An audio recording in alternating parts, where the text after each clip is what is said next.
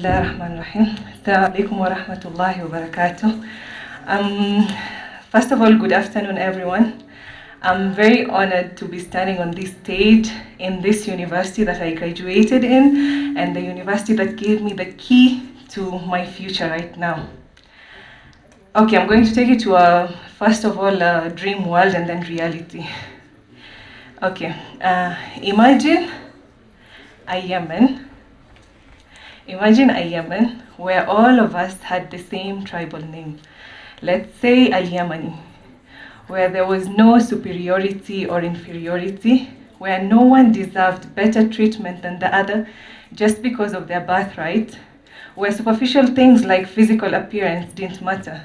Imagine a Yemen where there was no classification or categorization of people. Maybe the dream of such a far-fetched Yemen will never come true, but how about we start respecting each other first as human beings and then as Yemeni nationals? Is that possible? Yemenis have long been known to be hospitable and generous people. This is an image most foreigners who have been to Yemen have. However, once you step inside Yemen, especially as a Yemeni immigrant, you start to notice cracks that distort the image of hospitable Yemenis. You realize that most of the times, hospitality of Yemenis apply only if you have been weighed, classified, and categorized to be worthy. And to be worthy, one doesn't even have to earn it. One has to just belong or to be. To belong means to be born from a specific tribe or to be purely from Yemen. To be means to look a certain way, perfect based on society standards. And we'll see how these are reflected in the Yemeni society and how they're used to classify and categorize people. Okay, I'll start with my first point of belonging, which is to be born of a specific tribe. I've read a lot about tribalism and how it's one of the main things that hinders our country from growing. It's true, and it's also true that most of us dislike tribalism, especially when it becomes this factor that holds our country back.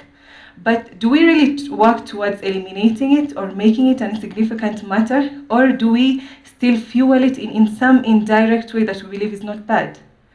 I understand that in the Middle East, in North Africa, tribalism is culturally rooted, and that tribal values identify people. However, I also believe that when given great consideration and importance, it leads to shaping, among many things, our social relationships. The first time that I went to my village in Hadramaut was in 2011, and I saw things I had only heard about and things I thought were a bit backward in this era.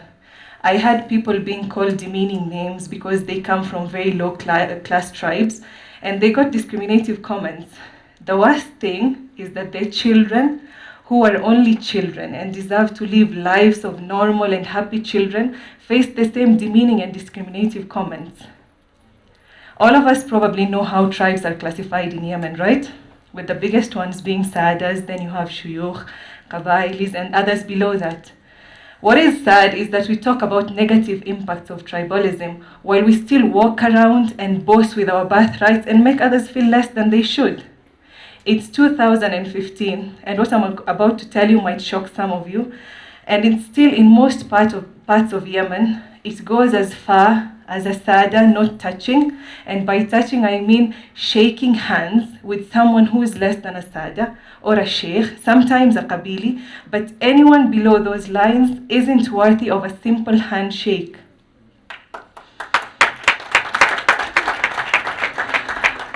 Our Prophet, peace be upon him, faced this kind of discrimination and was victimized when the disbelievers in Mecca accused him of being a regular person and not from the noble tribes. It is mentioned in the Holy Quran, and they said, had this Quran been brought down to a great man from the two villages, we would have been believed. So you see, this is something sad that happens in our society, that we treat people this way. It goes as far as seeing these people, some of them are the most educated and hardworking people in our society, and yet they're treated as worthless. Why can't we see them as positive contributors to our society? People who can bring about positive changes and give back to our society. If we continue treating these people as less than humans, worthless, or less than they should, less as Yemeni nationals, then they will find the fast exit outside the country to be their best option. And they'll never look back because no matter how educated they'll be, how qualified they'll be, how hard they'll try to prove themselves to the society, they'll never really belong. They will never be seen as achievers, but always degraded based on their roots. The second point I wanted to talk about belonging in Yemen is to be purely from Yemen or to be born and raised up in Yemen, which also earns someone better classification in the society. And this is where my own personal experience comes in. I was born and raised up in Kenya, so I came to Yemen when I was 16 years old. What happens is that there is a specific classification for Yemeni immigrants from different backgrounds. And these immigrants are usually, if they're immigrants from Africa, they get second-class classification, second-class Yemenis. And I'll give you an example. Meeting new people. Ordinarily, it should be a pleasant experience, right? But for the 11 years that I've been living in Yemen, it feels like an interrogation. From the beginning of the conversation, I feel like I have to weigh what I say because I feel like the other party isn't asking me because they want to know me better, but to put me on a scale that will determine how the conversation goes. Sometimes there is needless curiosity behind the questions asked.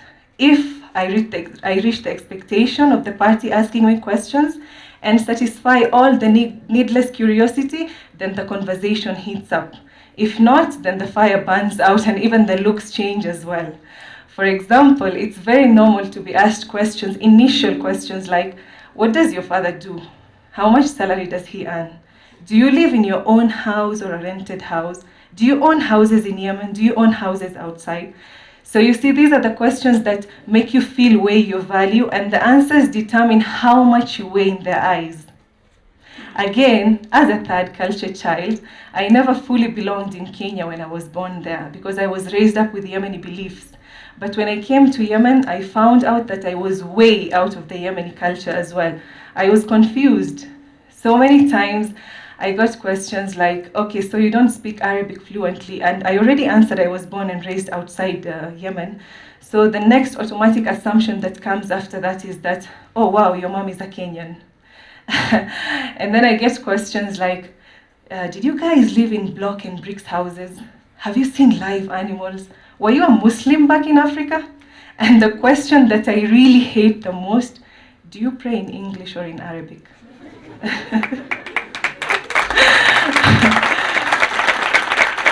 After tons of the same repeated questions, I've gone from justifying myself and answering truthfully to analyzing the other party and answering according to what I believe they need. And it's amusing to me that even after 11 years of living in Yemen, I'm still asked these questions. In fact, 6 months after being employed, which was 2 years ago, a fellow colleague of mine who is a university graduate and a very educated young woman asked me, is Safiya your birth name? Were you a Muslim before? So you see, these questions make me sometimes refer to others as my Yemeni friends. And then I go and ask myself, so what am I? I've come to my country where I sometimes feel like I don't belong. And sometimes it's easier not to belong because I know that I'll always be classified and categorized as the second-class Yemeni. So these days, it's much easier for me to say from the very first question, I'm a Kenyan. I have nothing to do with Yemen. Then I get comments like, but your features are Arabic. And I'm like, I have no idea how that happened.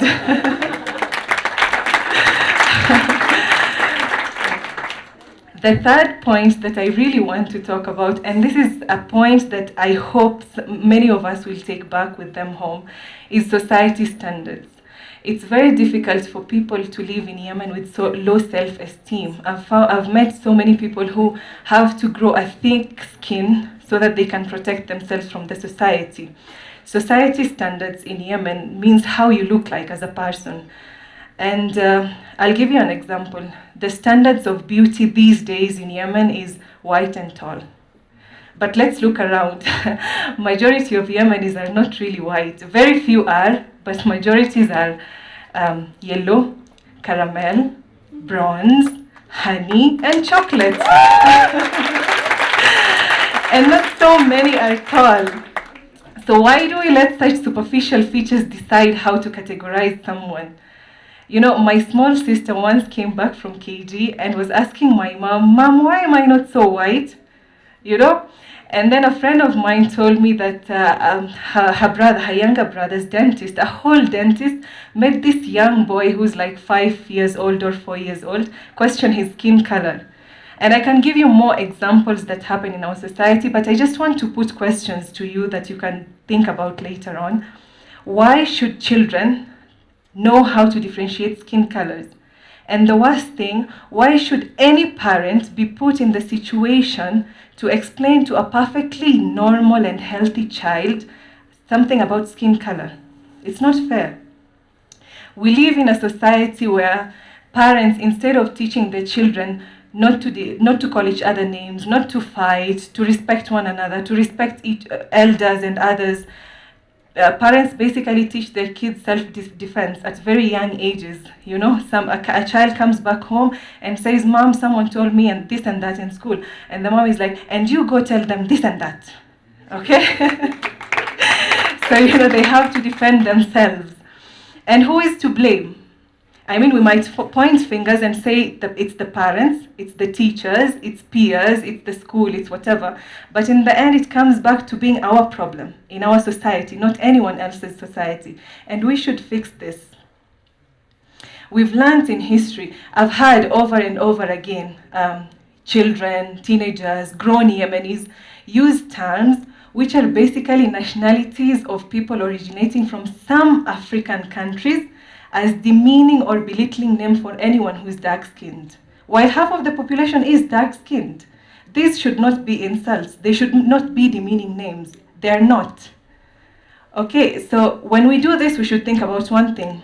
When you travel outside, and I have done that, as a Yemeni, with a Yemeni passport, you get these looks of low people, especially in our neighboring Arab countries. They call us Yemeni. And doesn't mean like it's something so big, you know, ay kalam. So it feels so bad, and you get so mad and angry, and you ask yourselves, why do they think so low of Yemenis? We're just Arabs like them, right? So why do we then do this to other people in our own country? We've learned in history about great people like our Prophet, peace be upon him, who taught us don't discriminate, do not have a sense of superiority over others. We've seen people like Nelson Mandela fight discrimination in their own countries, but we never really studied about Arabs discriminating amongst themselves or discriminating others. We've created a society where tribal roots, status, mere things like physical appearance can make or break someone. It's an issue. It's a problem. And the problem is that it passes from one generation to another. This generation has it inside them. The problem is that some of them don't even see it as a problem. We should ask ourselves, until when? We are in an era where such beliefs are the characteristics of pre-Islamic ignorance. And some of them are causes of what our country and where our country is right now. We as Yemenis will never fully belong in other people's countries. Our country is our paradise. We should own our country. We should own our country, not just in leadership, but in what we teach others, what we give others, what we show others through our morals and who we are as a people. There is a great saying that goes, charity begins at home. And it's time for our society to change. I want to see a Yemen without categorization, like the beautiful Oman. I was recently in Oman, and I was very shocked to be in an Arab country like Oman, where everyone respected each other. They respected each other, and they respected others also. There was nothing like tribalism being an issue or predetermined society standards. They were just simply Omanis coexisting with each other and with anyone else. You know, I want to see Yemenis who, instead of fueling supremacy, see and appreciate the miracle and beauty of Allah's creation in other people. I want us to start encouraging each other, to lift each other first, change within ourselves, and then lift our country together. It starts from our children. Children taught respect, to respect each other first, then respect others regardless of how they look like or who they are. I want to see children simply playing with one another as children, not a child growing up as the different one in the society or the different one in the group. There is a great saying from Dr. Maya Angelou who said, "It's time for parents to teach their children that in diversity there is beauty and strength." I want every child, despite their background, to live in our country and embrace life with hearts full of hope and expectation. And I want to say I'm a Yemeni. I'm simply a Yemeni without having to justify why or how. Thank you.